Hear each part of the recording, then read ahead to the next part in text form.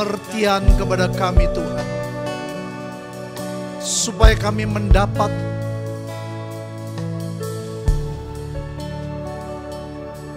pengertian-pengertian yang daripadamu. Urapi kami Tuhan, tenggelamkan kami dalam iman, pengharapan, dan kasih-Mu yang ajaib. Terima kasih Tuhan. Shalom Tuhan memenuhi pikiran dan perasaan kami. Dalam nama Tuhan Yesus, semua yang mengucap syukur katakan amin. Silakan duduk Bapak Ibu. Hari ini kita akan belajar sebuah topik, yaitu tentang Rosh Hashanah. Rosh Hashanah adalah tahun baru untuk bangsa Israel. Kenapa kita harus belajar? Karena Bapak Ibu dan saya adalah Israel yang rohani. Ya. Sesungguhnya kalau kita mau saja belajar, semua yang Tuhan tulis dalam Perjanjian Lama itu betul-betul sebuah gambaran untuk kita di zaman sekarang. Jadi Alkitab berkata Tuhan Yesus itu adalah firman. Firman itu bersama-sama dengan Allah, dan firman itu Allah. Sebelum dunia ada, Tuhan Yesus sudah ada. Dan yang berfirman dalam Perjanjian Lama, firman itulah Tuhan. Maka setiap pergantian tahun, saudara, Tuhan itu memberikan sebuah clue, sebuah tanda, peringatan, janji untuk apa yang akan terjadi selama setahun ke depan. Dan sesungguhnya kalau kita belajar, saudara, mulai besok itu tahun baru yang ke-5786. Jadi Israel ini tua, saudara, ya. Sudah 5.786 tahun. Ya. Tiap tahun ada janji, tiap tahun ada peringatan, tiap tahun ada tanda-tanda dari Tuhan. Nah, sekarang kita mau belajar. 5 itu artinya anugerah. 7 itu sempurna. 8 itu adalah new beginning. Tuhan sedang membuat sesuatu yang baru. Nah, yang menarik 6 di sini bicara tentang manusia. Manusia diciptakan hari ke-6, tetapi 6 kali ini, ya, itu diberikan sebuah tanda paku. Siapakah manusia yang mati di paku? Siapakah manusia yang hari ke-6 disalibkan? Itulah Tuhan Yesus. Jadi kalau saya boleh simpulkan, mulai besok ini, saudara, Tuhan mengatakan bahwa anugerah yang daripadaku ini sungguh-sungguh sempurna. Dan Tuhan sedang membuat sesuatu yang baru, musim yang baru, dan itu bukan karena yang lain, karena pengorbanan Yesus. Apa yang sudah disalibkan 2000 tahun yang lalu, itu sedang digenapi, sudah janjinya. Ya. Buat Israel yang rohani, kalau mereka tidak percaya, saudara dan saya punya double porsi. Ya. Nah, disebut P-Vav. P itu artinya mulut, Vav itu artinya paku. Ya. Manusia yang dipaku. P itu mulut. Apa artinya? Semua yang difirmankan Tuhan, Tuhan sedang genapi. Tuhan sedang membuat sesuatu yang baru. Yang Alkitab berkata, tidakkah engkau mengetahui? P itu juga artinya mulut kita untuk memperkatakan apa yang Tuhan janjikan. Kalau saudara dan saya percaya janji Tuhan, kita mesti memperkatakan. Itu P.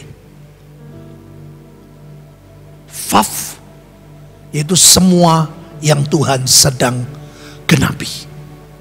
Nah, sekarang kita lihat. Bapak Ibu tahu ya, pengertian ini saya sudah berkali-kali. Sejak 2000 tahun yang lalu Tuhan Yesus naik ke surga. Kapan Tuhan datang kedua kali? Tuhan berkata sampai waktu pemulihan segala sesuatu. Saya bolak-balik berkata, saudara, Roh Kudus ini sedang kerja ekstra keras. Bagian saudara dan saya cuma 1% sebetulnya. Kalau bahasa Ibu Nani kemarin, yang 1% itu kita bayar harga. Artinya apa? Kita nggak boleh jadi orang Kristen yang nggak ngapa-ngapain, doa nggak mau, apalagi saat teduh.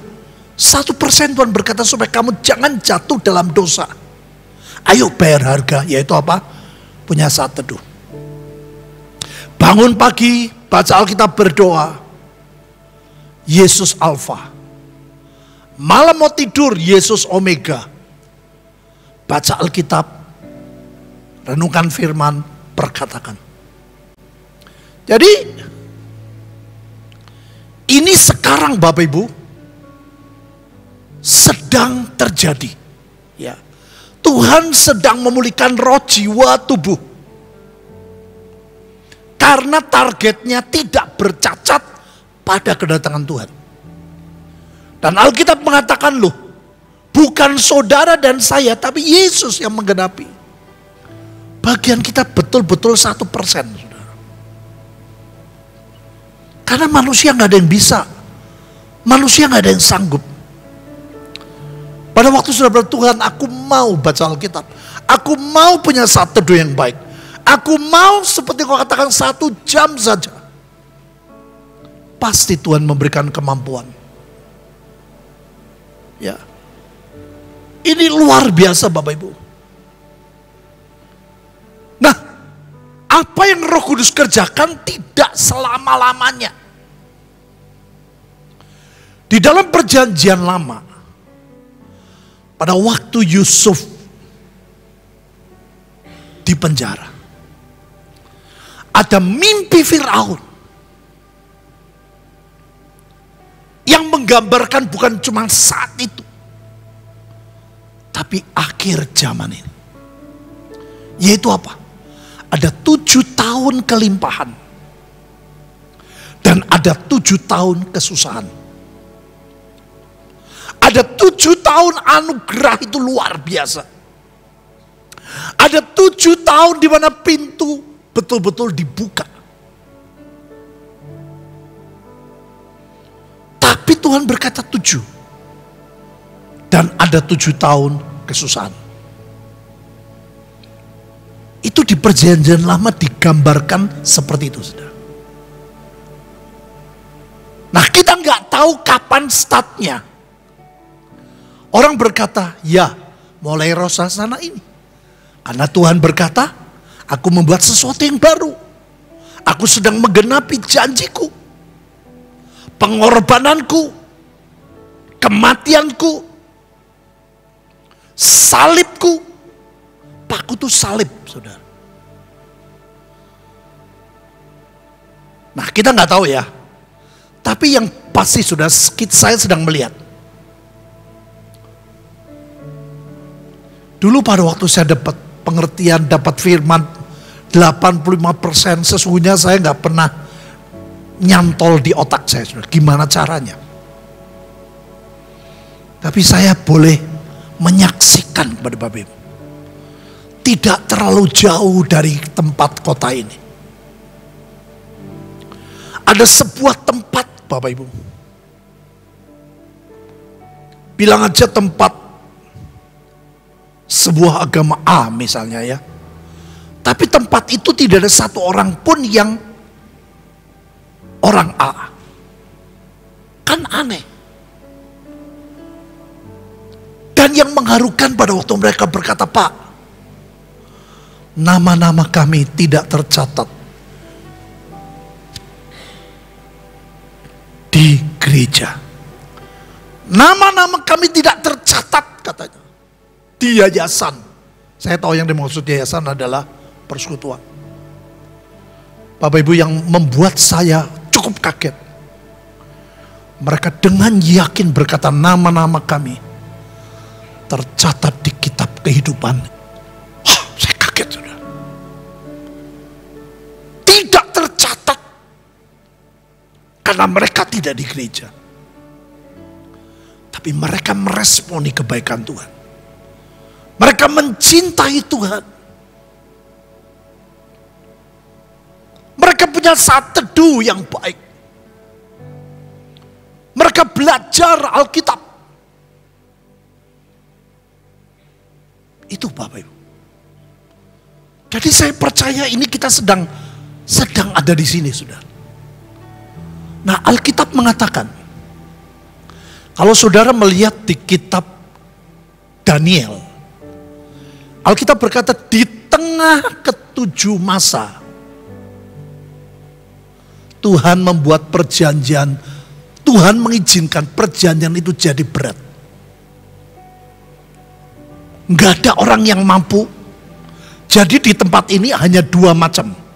Orang-orang Kristen halaman yang menyatu dengan antikris, atau ada orang-orang yang diberi tugas khusus yang di kitab Wahyu. Dia mempunyai kesaksian Tuhan. Itu sedikit Bapak Ibu, nggak bisa banyak. Tapi yang di halaman Alkitab jangan dihitung, karena mereka akan menyatu. Jadi kedatangan Tuhan, kalau Bapak Ibu lihat belajar tentang akhir zaman, ada tiga macam. Pertama, di sini, sebelum masa antikris, ringan Tuhan datang. Interpretasi yang kedua, yaitu di sini, sebelum masuk antikris yang berat, Tuhan menjemput gerejanya. Ada satu interpretasi di sini, pas setelah semuanya Tuhan jemput. Saya pribadi nggak percaya, Saudara, karena manusia nggak kuat. Hanya orang tertentu.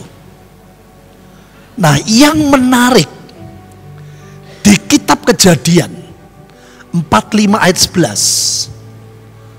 Di sanalah aku memelihara engkau. Ini ngomong Yusuf kepada saudaranya. Yusuf bilang, kelaparan ini masih ada 5 tahun lagi. Supaya engkau jangan jatuh miskin bersama seisi rumahmu. Dan semua orang ikut serta dengan engkau. Jadi pada waktu Yusuf mengalami 7 tahun kelimpahan, dan dia masuk masa kesukaran, di tahun kedua dia menjemput ayahnya. Ini menarik, Saudara. Di tahun yang kedua, Yusuf berkata, masih ada 5 tahun. Di tahun yang kedua dia jemput bapaknya, dan dia menolong saudara-saudaranya. Tapi saya kasih tanda ini ya, nggak ada satu orang pun yang tahu. Tapi ini ditulis di perjanjian lama. Yusuf berkata, masih ada 5 tahun. Aku harus jemput bapak. Aku harus bawa bapak ke Goshen. Kamu semua tinggal di Goshen. Jangan takut. Aku diutus Tuhan ke Mesir untuk memelihara masa kesusahan. Nah, Bapak Ibu, inilah kira-kira sebuah gambaran. Sebenarnya menarik sekali loh. Apa yang sedang Tuhan kerjakan? Nomor satu adalah rohani, Bapak Ibu. Kerohanian kita. Alkitab berkata, siapa hamba yang setia dan bijaksana, yang diangkat oleh tuannya, oleh orang-orangnya, untuk memberi makan pada waktunya. Jadi saudara dan saya, pribadi demi pribadi harus tahu panggilannya. Saudara dan saya harus tahu posisi kita. Lakukan bagian kita. Oh, aku pemusik. Ya, lakukan untuk Tuhan. Sama loh saudara. Ada orang yang khotbah, pendeta ya. Hanya waktu mau khotbah dia baca Alkitab. Menyedihkan sekali. Kalau saudara mau jadi pemusik Tuhan, jangan cuma mau tugas baru main. Kalau Bapak Ibu dengar kesaksian dulu Johan Kristianto, dia berkata tiap hari dia punya saat teduh. Karena dia tahu panggilannya sebagai pemain keyboard. Sampai akhirnya dia menciptakan lagu. Kenapa? Karena dia mendiami, dia mendalami. Dan setiap dia main, dia memberi makan. Ya. Maka Tuhan berkata, berbahagialah hamba yang didapati tuannya melakukan tugasnya ketika tuannya itu datang. Nah ini saudara. Oh, aku tugasnya pendoa, lakukan sebagai pendoa. Aku pendoa yang syafaat, lakukan Bapak Ibu. Aku doa kemenangan, lakukan. Aku dua-duanya, lakukan. Pokoknya saudara jangan lihat orang lain. Panggilanmu apa? Setia, lakukan. Nah ini secara umum, yaitu untuk kita. Ya. Saya bersyukur ini sebuah perbuatan Tuhan yang ajaib. Ada padaku domba lain. Bukan dari gereja. Bukan dari persekutuan. Tuhan berkata harus kutuntun. Mereka mendengar suaraku. Mereka menjadi satu gembala. Nanti akan jadi satu, sekarang belum. Mari berkata namaku ada. Ini bahaya loh saudara, sungguh. Kalau kita sebagai orang Kristen namanya tercatat di gereja. Tapi ternyata tidak tercatat yang kemarin Bu Nani sampaikan. Saudara berkata Bapak. Bapak berkata siapa kamu? Ini bahaya. Makanya apapun saudara, pemain musik, pengkhotbah apapun. Kenali, lakukan hati Tuhan. Ya, ini nomor satu saudara. Tuhan sedang pulihkan rohani, jadi bagian saudara dan saya yang 1% tapi serius, yang 1% tapi lakukan. Nah ini saudara jiwa hati-hati ya. Barang siapa mengasihi bapak ibunya lebih daripadaku, ya tidak layak bagiku. Barang siapa mengasihi anak laki-laki perempuan lebih daripadaku, ia tidak layak. Barang siapa tidak memikul serta tidak mengikut aku, ia tidak layak bagiku. Saudara, saya memperhatikan hari-hari ini ada banyak orang kecewa. Firman berkata berbahagialah orang yang tidak menjadi kecewa. Karena kalau bapak ibu mendiamkan, membiarkan spirit kecewa, satu langkah lagi menolak Yesus. Dan saya melihat saudara, kebanyakan orang kecewa karena dia nempelnya sama orang, bukan kepada Tuhan. Saudara kan kecewa. Kita harus nempel kepada Yesus. Yang sepakat katakan, harus mengasihi. Mengasihi ayah ibu, mengasihi anak, mengasihi keluarga. Mengasihi hamba Tuhan. Menghormati hamba Tuhan yang dipakai Tuhan memang. Tapi nempelnya jangan yang lain, Bapak. Ini pengalaman Yohanes ya. Yohanes Pembaptis, Tuhan ngomong begini, aku berkata kepadamu, sesungguhnya di antara mereka yang dilahirkan oleh perempuan, tidak pernah tampil seorang lebih besar dari Yohanes Pembaptis. Hebat saudara, tapi perhatiin. Namun yang terkecil dalam kerajaan surga lebih besar dari Yohanes Pembaptis. Kapan?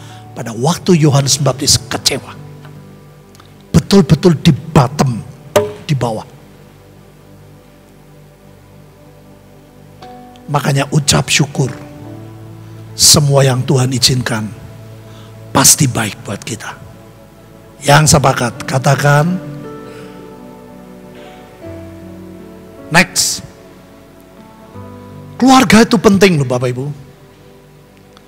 Ya, Tuhan Yesus, Alkitab saya sudah berkali-kali bilang, Alkitab Perjanjian Lama dimulai oleh keluarga Adam dan Hawa. Alkitab Perjanjian Lama diakhiri tentang keluarga. Hati bapak kepada anak, hati anak kepada bapak. Perjanjian baru dimulai mujizat di keluarga. Perjanjian baru diakhiri tentang keluarga. Perkawinan anak domba. Jadi jangan anggap keluarga nggak penting.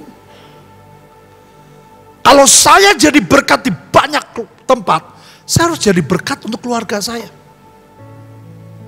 Kalau saudara jadi berkat hebat terkenal di mana-mana, kalau saudara nggak jadi berkat di keluarga saudara, percuma. Harus seimbang. Yang setuju, katakan ini penting saudara. Sebab saya lihat ada banyak keluarga-keluarga hamba Tuhan yang berantakan.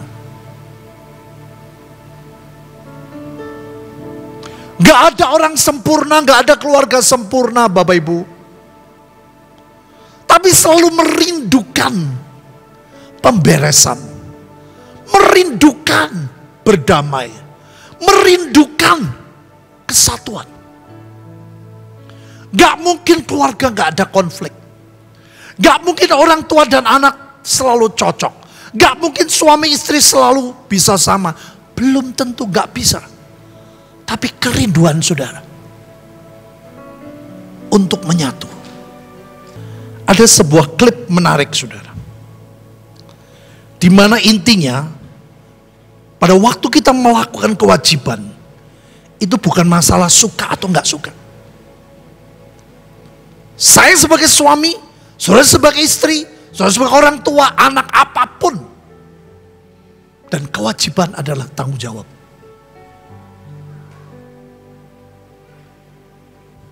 Ya. Kebaikan harus dikerjakan bukan karena suka atau tidak, tetapi karena itu sebagai mandat kita. Jadi sudah panggilannya apa? Orang tua, anak, suami, istri, menantu, mertua. Itu kita punya tugas, kewajiban, mandat. Ya, tolong ditampilkan, menarik nih saudara. How come you ain't never like me? Like you? Who the hell said I got to like you? What law is there say I got to like you? Want to stand up in front of my face and ask a damn fool ass question like that? Talking about liking somebody. Come here, boy, when I talk to you. Straighten up, goddammit. I asked you a question. What law is there say I got to like you? None. All right then. Don't you eat every day? Answer me when I talk to you. Don't you eat every day? Yeah. Nigga, as long as you in my house, you put a sir on the end of it when you talk to me. Yes, sir. You eat every day. Yes, sir. Got a roof over your head. Yes, sir. Got clothes on your back. Yes, sir. Why you think that is? Because of you? Hell, I know it's because of me. But why do you think that is? Because you like me. Like you. I go out of here every morning. I bust my butt putting up with them crackers every day. Because I like you. You're about the biggest fool I ever saw. It's my job. It's my responsibility. A man is supposed to take care of his family. You live in my house, fill your belly with my food, put your behind on my bed because you're my son. Because I like you. Because it's my duty to take care of you. I owe a responsibility to you. Menarik saudara. Kadang-kadang anak, dia tanya, kamu sayang gak sama aku? Ayahnya menjelaskan, semua yang aku lakukan sebagai tanggung jawab seorang ayah. Karena aku sayang, aku menyukai. Jadi Bapak Ibu, bukan cuman rohani, keluarga itu penting. Yang sepakat katakan,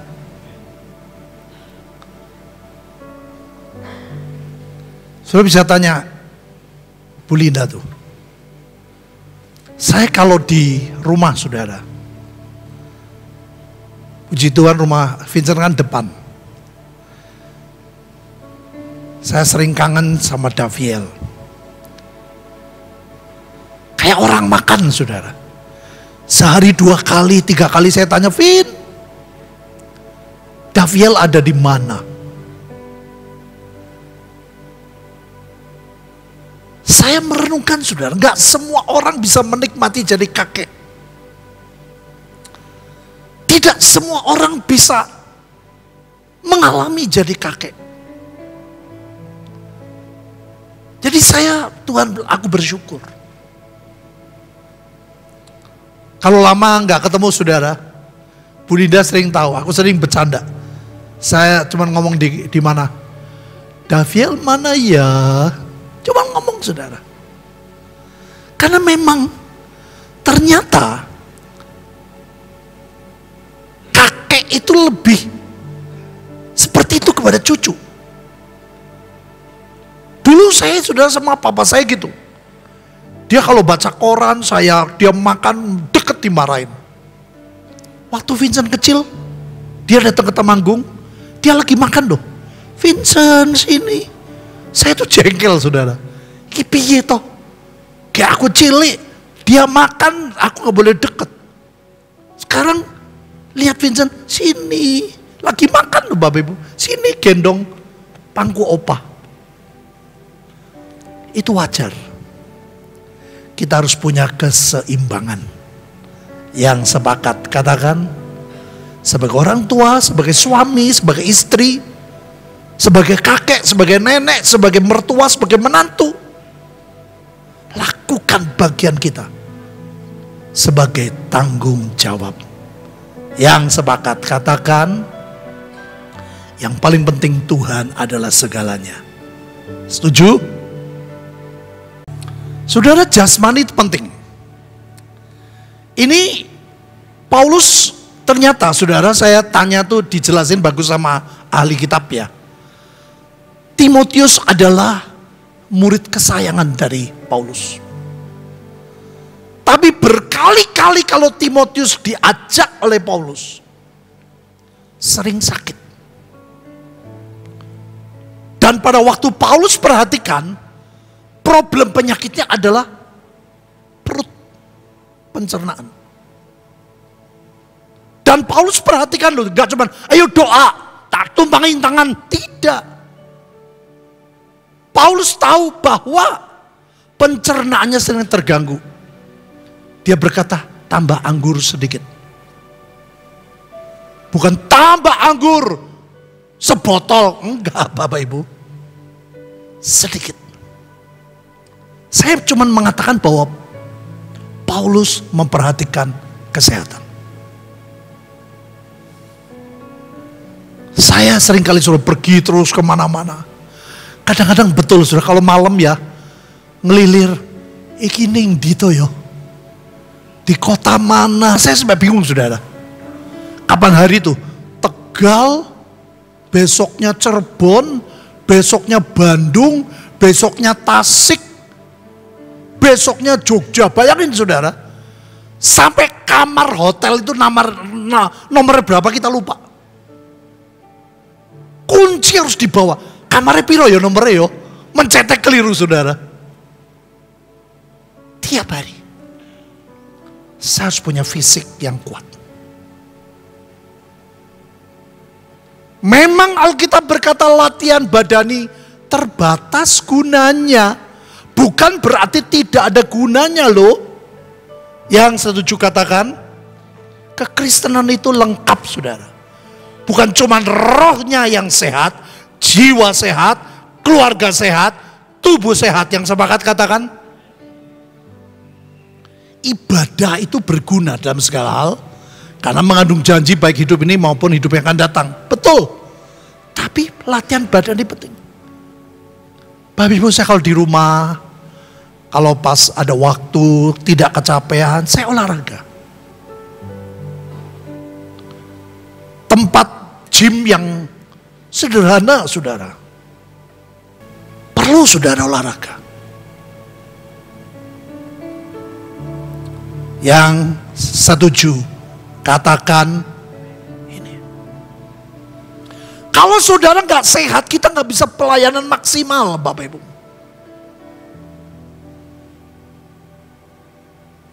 Nanti ini di sebuah kota, karena kita belum punya asrama, sayang datang ke mereka. Mereka buat seminar berapa hari, mereka buat retreat berapa hari. Saya mesti khotbah 2-3 kali. Fisik saya harus kuat. Saya harus fokus. Saya harus menjawab pertanyaan-pertanyaan. Saya harus tetap berdiri. Makan saya nggak mau ngawur, Bapak Ibu. Saya berdoa, makan apa ngawur berdoa, tidak. Tuhan berkata kalau kamu makan racun, kamu sehat itu apa? Kalau penginjilan. Kalau kita di rumah kita ngawur, kita nggak boleh ngawur. Saya tuh suka banget sate kambing, suka Bapak Ibu. Kalau pelayanan di Tegal, saya sama Bu Linda nih, Bu Linda nggak begitu suka sate kambing. Jadi saya yang harus berpintar-pintar, saudara. Oh ini tutup, oh ini rumah makan ini tutup. Oh yang buka mana? Yang buka sate kambing. Nah saudara, pokoknya saya banyak cara lah untuk ke situ. Tapi saya tahu, saya kalau makan tidak ada lemak, saudara. Saya kalau makan tidak pakai jeroan. Saya tahu, saya suka, tapi saya nggak mau ngawur. Yang sepakat, katakan, tiap pagi Bapak Ibu saya minum air hangat. Saya makan buah, sarapan saya buah Bapak Ibu.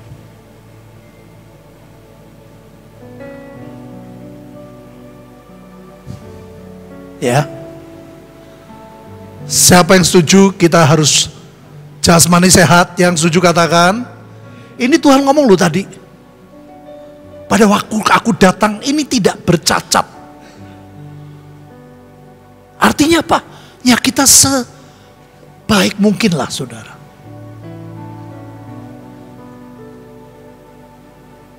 Daripada minum obat, mendingan makan buah. Halo? Setuju? Amin. Next. Nah ini penting saudara. Dalam Yesaya 60, pada waktu itu Tuhan berkata, engkau gereja Tuhan. Yesaya 60 adalah masa keemasan gereja Tuhan. Gereja akan memasuki masa keemasan. Kalau Bapak Ibu lihat di Yesaya 60 komplit. Itu komplit tuh, roh jiwa keluarga tubuh ekonomi komplit. Dan ini saya bicara soal ekonomi. Pada waktu itu engkau akan heran, melihat berseri-seri, engkau tercengang, berbesar hati, sebab kelimpahan dari seberang laut akan beralih kepadamu, kekayaan bangsa-bangsa akan datang kepadamu. Inilah yang disebut 8 dan 6. Penebusannya membuat sesuatu yang baru, oleh karena anugerah Tuhan yang sempurna. Yang percaya katakan.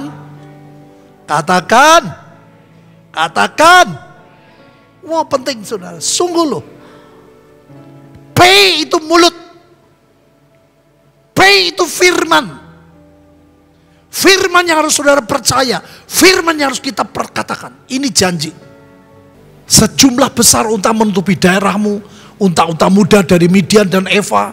Mereka semua datang dari Sheba akan membawa emas, kemenyan, memberitakan ini dialami waktu zaman Yesus, Bapak Ibu.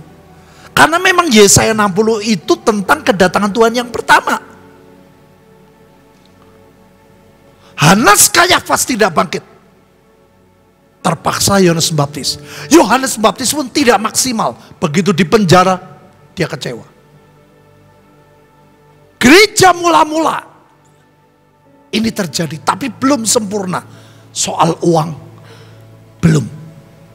Di perjanjian baru, di gereja mula-mula, mereka terus kumpulin duit untuk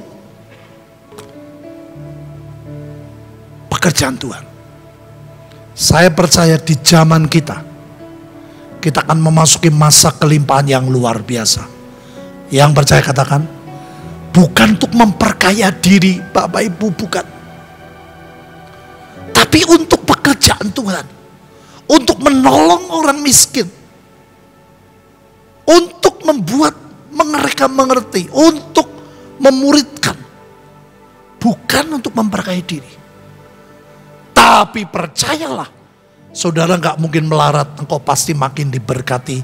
Yang percaya katakan, itu janji Tuhan. Nah, saudara, ini menarik ya. Daud di Hebron, dia punya sebuah pasukan, yaitu suku Isakar. Isakar itu artinya pedagang. Ya, aneh sekali. Isakar adalah orang-orang yang mempunyai pengertian tentang saat-saat yang baik. Sehingga mereka mengetahui apa yang harus diperbuat orang Israel. 200 orang kepala dengan segala saudara sukunya di bawah perintah mereka. Daud punya pasukan ini luar biasa, saudara. Inilah yang disebut power to get well. Kemampuan untuk menyedot kekayaan. Dunianya dulu beda. Dunianya perang. Daud kalau perang, kalau dia menang, maka rakyatnya mengalami kelimpahan. Sekarang beda, saudara. Dunia kita adalah dunia perniagaan. Peperangan kita di perniagaan. Jadi kalau Bapak Ibu sebagai pedagang besar atau kecil, perlu minta sama Tuhan, Tuhan, kalau dulu engkau berikan spirit itu kepada suku Isakar, berikan kepadaku 1% untuk punya dasar, punya wadah, melihat kekayaan bangsa-bangsa. Saudara, Bu Nani sampaikan kelimpahan, bukan untuk memperkaya diri, sekali lagi. Untuk pekerjaan Tuhan, sangat membutuhkan, saudara. Gak usah jauh-jauh lah. Yang tadi saya bilang, kita mau bangun, mau bayar, sampai balik nama, gak gampang, Bapak Ibu. Tapi saya tuh bersyukur, saudara. Makanya kita tuh melatih. Ini dilatih, saudara. Lihat ya. Isakar atas kemahmu, bangsa-bangsa akan dipanggil mereka. Jadi Isakar ini menginspirasi bangsa lain, menginspirasi suku lain datang ke gunung Tuhan. Mereka akan mempersembahkan korban sembelihan yang benar.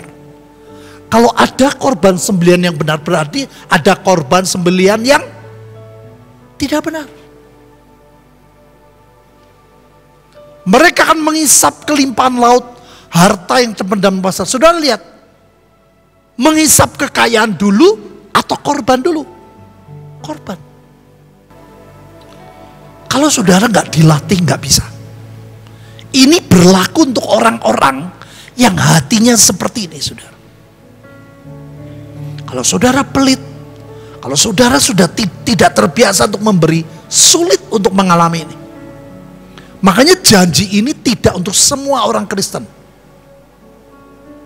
Janji ini untuk gereja yang betul-betul siap. Yang hatinya seperti ini. Yang mengajak orang lain. Yang tidak memperkaya diri. Makanya Bapak Ibu, dari pertama kali gereja dulu, saya tidak pernah ngajar perpuluhan untuk saya, tidak. Masuk kas perbendaharaan. Kenapa Bapak Ibu? Karena di perjanjian baru saya tanya nih, yang ahli. Rasul itu pengawas keuangan. Rasul itu menerima uang di kaki.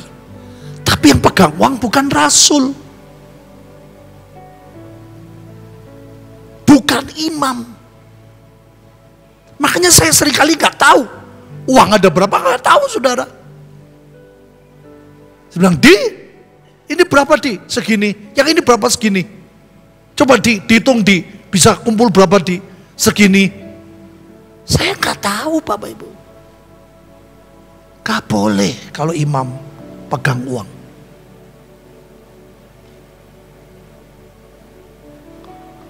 Ya, Bapak Ibu percaya semua janji Tuhan ini akan terjadi? Ini belum terjadi di Kisah Rasul. Tuhan berkata akhir zaman double porsi Kisah Rasul. Akhir zaman hujan rohnya double. Bayangin Bapak, ini akan terjadi. Nah, ini jadi itu zamannya Yesus. Ini belum terjadi di Kisah Rasul. Bangsa-bangsa berduyun terjadi di Kisah Rasul. Tapi perpindahan kekayaan belum. Bapak Ibu nonton coba. Itu di YouTube. Banyak hamba-hamba Tuhan dari luar negeri. Bernubuat bukan kelimpahan. Tapi transfer of wealth. Perpindahan kekayaan. Saya gak bisa bayangin gimana caranya. Tapi kalau Tuhan berjanji 5 dan 7, anugerah yang sempurna sedang membuat sesuatu yang baru karena pengorbanannya di kayu salib. Yang sepakat katakan, bukan hebatnya gereja. Saya suka sekali ayat ini. Yang setuju baca bersama saya. Ayo baca ya, 2, 3. Sebab apa yang telah difirmankannya akan dilakukan Tuhan di atas bumi sempurna dan segera. Makanya saudara jangan mikir, jangan mati, jangan pengen mati. Kita akan lihat masa keemasan ini terjadi. Yang percaya katakan, dan puncaknya pengangkatan. Bisa bayangin. Dan saudara 7 tahun kelimpahan itu overlapping loh. Saudara jangan berkata, loh mana kok terjadi begini? Kok Indonesia begini? Kok dunia begini? Kok bencana? Memang Alkitab berkata, bangkit supaya engkau melihat, supaya engkau kuat. Kenapa? Memang kekelaman menutupi bangsa-bangsa, kegelapan menutupi bumi. Memang terjadi overlapping. Kenapa gereja harus berdoa? Kenapa kita mesti doa kemenangan? Supaya setan tidak boleh lebih dari itu. Dia diingatkan apa yang Tuhan sudah garis. Maka Tuhan berkata, bangkitlah, menjadi teranglah, kegelapan menutupi. Memang overlapping. Tapi percayalah, Indonesia akan diberkati dengan luar biasa. Karena gereja Tuhan. Kenapa gereja? Karena Tuhan. Ujungnya semuanya Yesus. 5, 7, berapa? 8, 6. Itu P-Fav. P itu firman, P itu mulut, P itu harus kita mulut, kita mempercaya, memperkatakan, yaitu pengorbanan salib Yesus. Bukan karena hebatnya manusia, bukan karena gereja. Yang percaya, katakan, yuk kita bangkit berdiri. Saudara, nanti kita setelah menyembah, kita akan sama-sama makan roti kukis. Ini disebut roti Rosh Hasanah. Ya, roti kelimpahan, tanda profetik. Kita makan sama-sama, kita percaya bahwa janji Tuhan ya dan amin. Katakan bersama saya, Tuhan Yesus, aku percaya firman-Mu ya dan amin. Aku percaya janji Tuhan, anugerah Tuhan yang sempurna sedang membuat sesuatu yang baru karena pengorbanan Yesus. Aku percaya Tuhan, aku dan keluargaku dipulihkan. Terima kasih Tuhan. Roh, jiwa, keluarga, kesehatan, ekonomi, semua dipulihkan. Tuhan, kami angkatnya adalah roti Rosasana. Ini adalah cookies pemulihan. Pada waktu kami makan, ini tanda profetik. Kami percaya Tuhan, Engkau yang mengerjakan. Kami cuma 1%, membayar harga 1%, yaitu responi, punya saat teduh yang baik. Percaya janji Tuhan, ya dan amin. Dan makan di dalam nama Tuhan Yesus Kristus.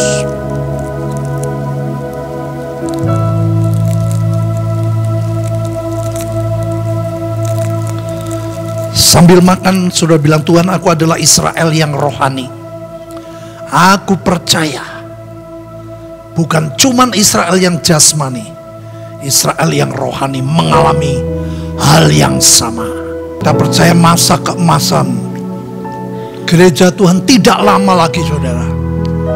Jangan berpikir 20-30 tahun lagi. Saya percaya tahun ini mulai terjadi.